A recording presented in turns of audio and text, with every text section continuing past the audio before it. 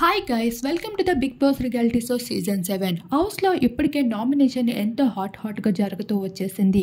Least ఓటింగ్లో తేజ గత రోజు వరకు కనిపించినప్పటికీ ఇప్పుడు తన హిలీరియస్ పర్ఫార్మెన్స్తో అయితే షకీలాని డేంజర్ జోన్లో పెట్టేశారు.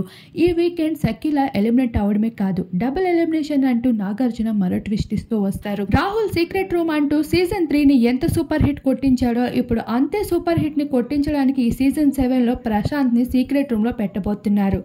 డబుల్ ఎలిమినేషన్ అంటూ చెప్పడంతో పాటు ఆల్రెడీ అందరూ కంటెస్టెంట్స్ ప్రశాంత్ పైన ఒకేసారి టార్గెట్ చేయడంతో బయట తను నెగిటివ్ అయిపోవడం వల్ల ఆఖరికి ఇలా ఎలిమినేషన్ చేసినట్లు బిగ్ బాస్ హౌస్ లో అయితే బిగ్ బాస్ అయితే ఒక క్రియేటివిటీ చేయబోతున్నారు. ఆల్రెడీ ఎంతో సింపతితో పాటు మంచి సపోర్ట్ ని ఫ్యాన్ బేస్ ని సంపాదించుకున్న ప్రశాంత్ కి ఒకవేళ సీక్రెట్ రూమ్ కి వెళ్ళినట్లయితే ఇది మంచి ప్లస్ పాయింట్ గా మారబోతుంది.